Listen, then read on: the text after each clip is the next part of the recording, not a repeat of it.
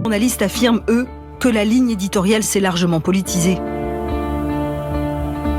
Un ex-reporter a accepté d'en témoigner face caméra. Damien Deparnay était le correspondant de CNews à Lille. Il travaille désormais à France 3 Hauts-de-France.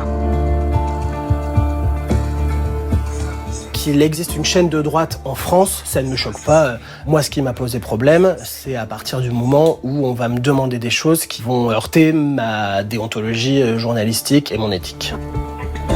Selon lui, la volonté de CNews de valoriser Éric Zemmour était assumée, comme ce 16 septembre 2021.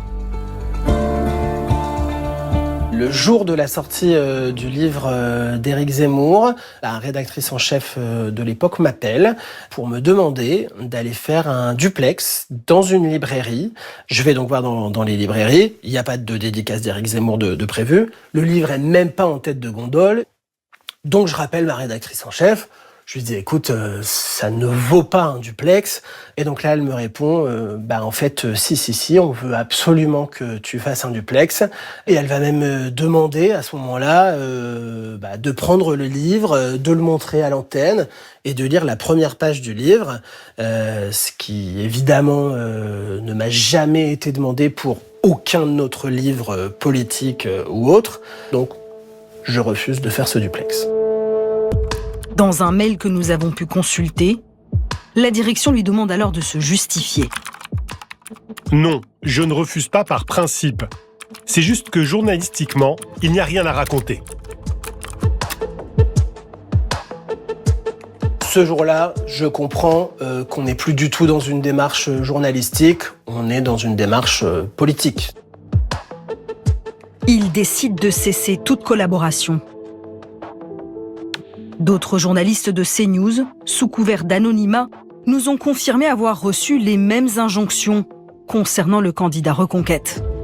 Je ne lâche pas d'une basket, on couvre absolument tous ces déplacements. C'était une consigne, on doit toujours être là où il est à tout moment. Et on ne couvrait absolument pas les déplacements des autres candidats qui étaient beaucoup plus en tête qu'Éric Zemmour dans les sondages, typiquement.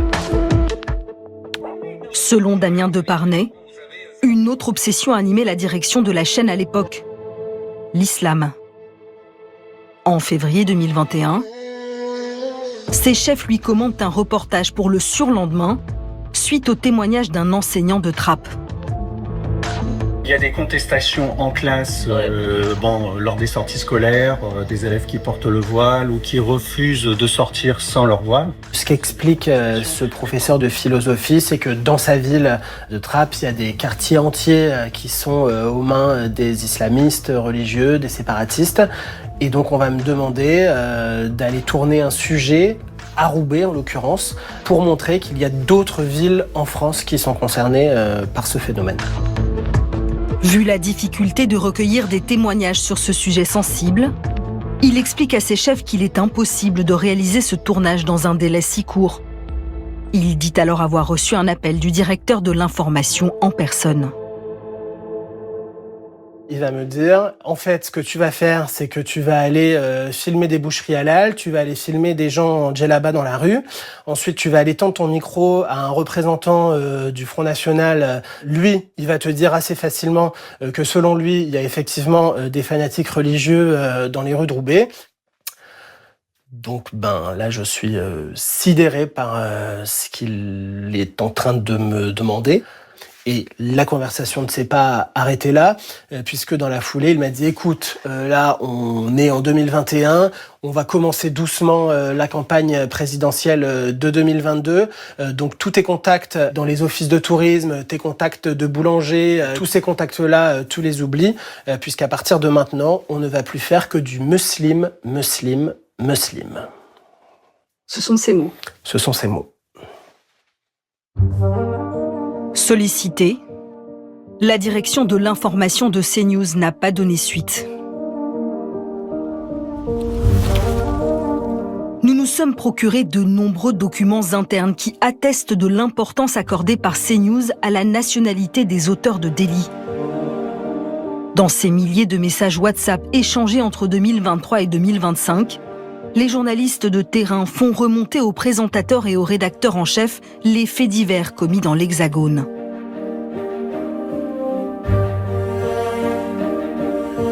Une femme de 65 ans a été violée chez elle par un homme qui est entré de force. Nationalité ivoirienne, en situation irrégulière, sous le coup d'une OQTF. La plupart du temps, l'origine du mis en cause est indiquée. Et gare à ceux qui oublient de donner ce détail. Comme ce 28 mai 2022, quand des incidents éclatent autour du Stade de France lors de la finale de la Ligue des Champions.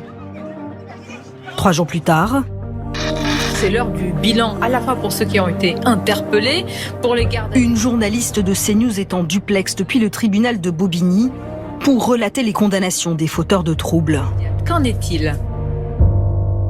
2 d'entre elles sont jugées pour vol avec violence. Un homme de 25 ans qui aurait volé la montre d'une victime mexicaine qui était venue assister au match, et un autre homme âgé de 34 ans qui, lui, a volé le collier d'une victime britannique. Il est aussi... Dans ce direct et dans le groupe WhatsApp, elle ne précise pas l'origine des prévenus. Comme l'a révélé Mediapart, elle est alors sèchement reprise par le directeur de la rédaction en personne, Serge Nedjar. Marie, merci de préciser la nationalité des condamnés, anglais, espagnol. Oui, bien sûr, je le fais dans mes papiers. Pardon, j'ai oublié ici. Selon les nombreux reporters que nous avons joints, cette question de la nationalité n'était pas sans arrière-pensée politique. S'il s'appelait Mohamed Abdelkader, bah oui, on se faisait un plaisir de le donner un peu en pâture sur le plateau télé pour que les pseudo-chroniqueurs ou éditorialistes qui étaient là puissent rebondir. Et puis derrière, oui, c'était pour créer du débat, quoi, faire de la polémique. Et ça a aidé dans l'esprit de la direction à faire ce lien qu'ils voulaient faire à tout prix entre l'immigration et la délinquance. En gros, à la fin, pouvoir dire, s'il n'y avait pas autant d'immigrés, en fait, il n'y aurait pas autant de filles violées, d'agressions, de vols dans le métro, etc., quoi. Et ce côté, je fais peur, et il faut se méfier de l'autre, quoi. L'autre étant, en gros, oui, les musulmans, quoi, pour caricaturer. Pourtant, ce lien de causalité entre étrangers et insécurité n'existe pas. Et c'est la science qui le dit. Le CEPI, un centre de recherche rattaché au gouvernement, a recensé tous les travaux sur le sujet. D'après lui, les études concluent unanimement à l'absence d'impact de l'immigration sur la délinquance.